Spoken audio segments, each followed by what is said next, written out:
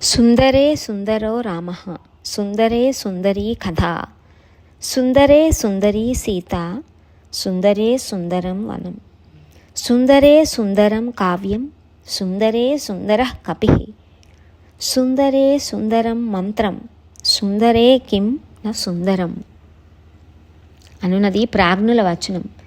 పురుషమోహనాకారుడు, సుగుణ గణ సుందరుడు శ్రీరాముడు, సర్వవిధముల భువనైక సుందరి సీతామాత, కాంచనాద్రి కమనీయ విగ్రహుడైన హనుమంతుడు పరమసుందరుడు, అశోకవనము అతిలోక సుందరం. శ్రీ సీతారామ హనుమంతుల మహామంత్రములు దివ్యములు సుందరములు. ఈ మహితాత్ముల కథ సర్వాద్భుత సుందరం. ఈ సుందరకాండ బహుముఖ వైభవములను వర్ణించు కవిత్వము కావ్యము అత్యంత సుందరం. కనుక ఈ సుందరకాండమునందు సుందరము కానిదేది? సర్వము సుందరమే. పంచమ వేదమైన మహాభారతమున భగవద్గీత ఉపనిషత్సారముగా వాసికెక్కి నిత్యపారాయణ గ్రంథముగా విలసిల్లుచున్నది. అట్లే వేదసారమైన శ్రీమద్ రామాయణమునందలి కాండములన్నింటిలోనూ ప్రముఖ స్థానము వహించి సుందరకాండము నిత్యము పారాయణము చేయబడుచు పాఠకుల నుండి నీరాజనములు అందుకొనుచున్నది. శ్రీరామాదుల బాల్యలీలలను వర్ణించినందున అది బాలకాండం. పట్టాభిషేక సన్నివేశాదులు అయోధ్య నగరములో సంభవించినందున అది అయోధ్యాకాండం. శ్రీ సీతారామ లక్ష్మణుల అరణ్యవాస విశేషములను వివరించినది కాబట్టి అది అరణ్యకాండం. రామ సుగ్రీవుల మైత్రి, వాలి వధ మొదలగునవి కిష్కింధయందు జరుగుటచే ఆ భాగానికి కిష్కింధ కాండముగా పేరు వచ్చినది. అలానే రామ రావణుల యుద్ధ ప్రాముఖ్యముతో అది యుద్ధకాండం.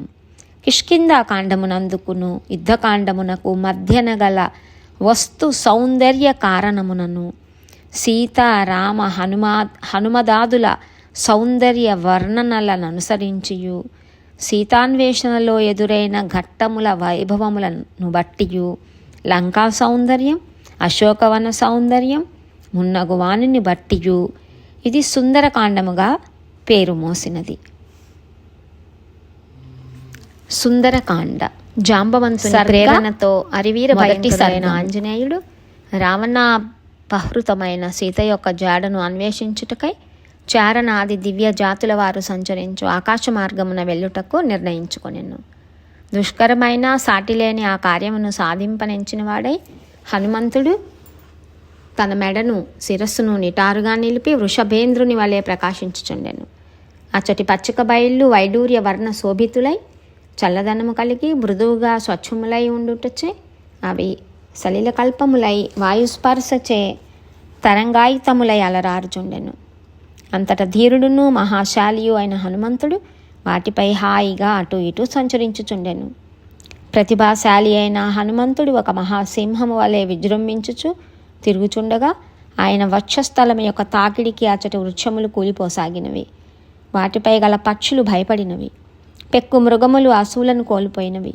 ఆ మహేంద్రగిరి సహజముగానే నీలము, ఎరుపు, పసుపు, ఆకుపచ్చ, తెలుపు, నలుపు మొదలగు చిత్ర విచిత్ర వర్ణములు గల ధాతువులచే అలంకృతమై ఉండెను. అచ్చట దేవతాసములైన కామరూపులగు యక్ష గిన్నర గంధర్వ నాగులు పలు పరికరములతో నిరంతరము సంచరించుచుండిరి. అసంఖ్యాకములైన ఏనుగులతో ఒప్పుచున్న మహేంద్రగిరి తలమున నిలిచి ఉన్న ఆ కపివరుడు జలాశయమునందలి ఒక మహా గజము వలె భాషించెను. అతడు సూర్యునకును, మహేంద్రునకును, వాయుదేవునకును, బ్రహ్మదేవునకును, ఇతర దేవతలకును అంజలి ఘటించి బయలుదేరుటకు నిశ్చయించుకొనెను. పిమ్మట కార్యదక్షుడైన మారుతి తూర్పునకు తిరిగి తన తండ్రియగు వాయుదేవునకు ప్రణమిల్లెను. దక్షిణ దిశగా వెళ్ళదలిచిన వాడై అతడు తన శరీరమును పెంచెను. రామ కార్యసిద్ధికై సముద్రమును లంఘింప నిశ్చయించుకొని వానర వీరులందరూ చూచుచుండగా అతడు పున్నమి దినముల యందు ఉప్పొంగు సముద్రుని వలె వృద్ధి చెందెను. హనుమంతుడు సముద్రమును అవలీలగా తాటగోరి అపరిమితముగా తన శరీరమును పెంచెను. లంఘించుటకు ఉద్యుక్తుడై మహేంద్రగిరిని తన కరచరణములచే బలముగా ఆదిమెను. ఆ పర్వతము స్థావరమే అయినను మారుతి గట్టిగా ఆదుముటచే అది కొన్ని క్షణముల పాటు కంపించెను. విరబూసిన చెట్ల కొమ్మల నుండి పువ్వులన్నీయును జలజల రాలెను. చెట్ల నుండి రాలి సువాసనలను వెదజల్లుచున్న పుష్పములతో ఆ పర్వతము నిండిపోయెను. అప్పుడు అది ఒక పూలకొండ వలె భాషించెను.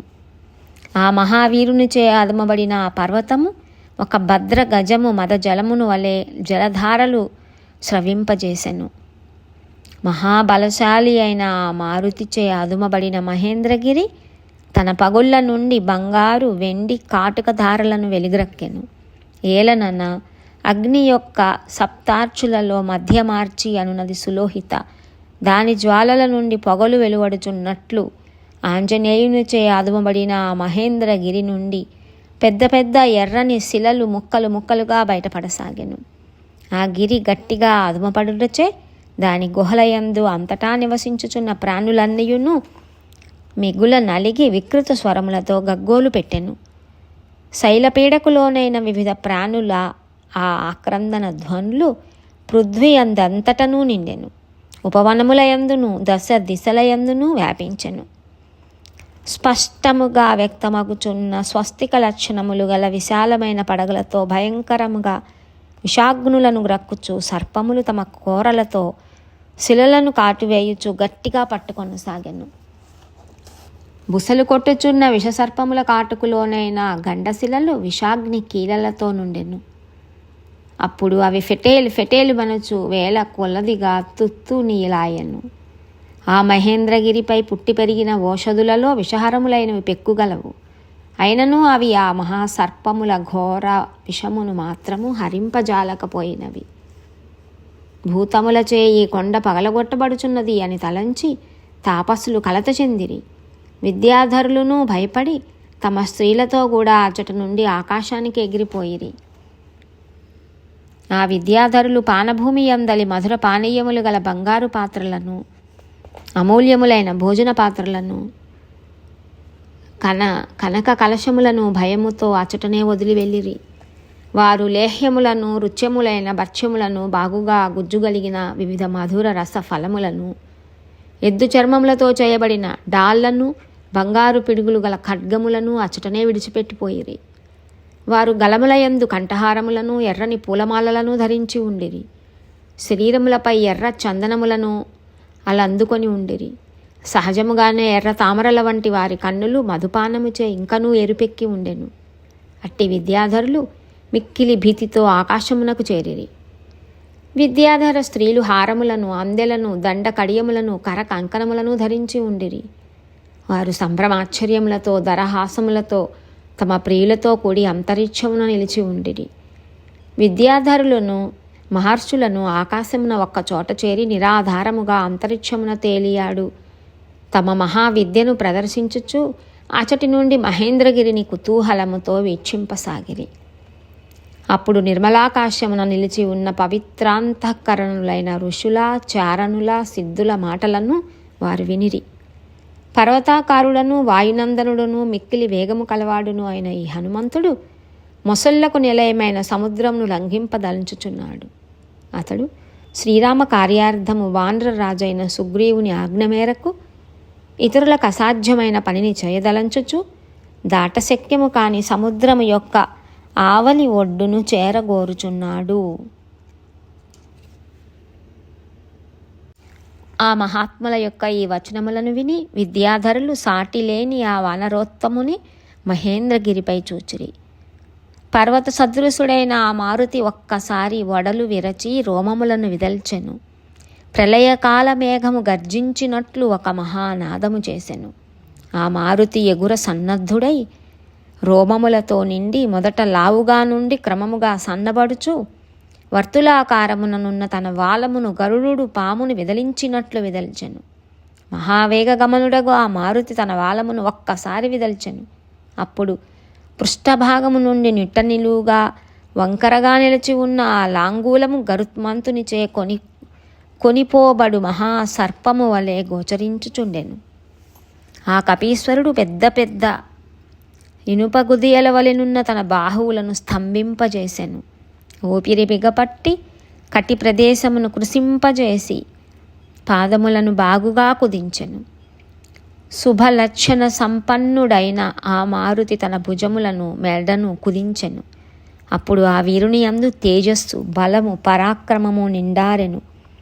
ఆ మారుతి చూపులను పైకి ప్రసరింపజేయుచు తాను వెళ్ళవలసిన మార్గమును దూరము నుండి పరిశీలించుచు, ఆకాశమును నిశితముగా చూచుచు, ఉచ్ఛ్వాసమును హృదయమునందు బిగబట్టెను.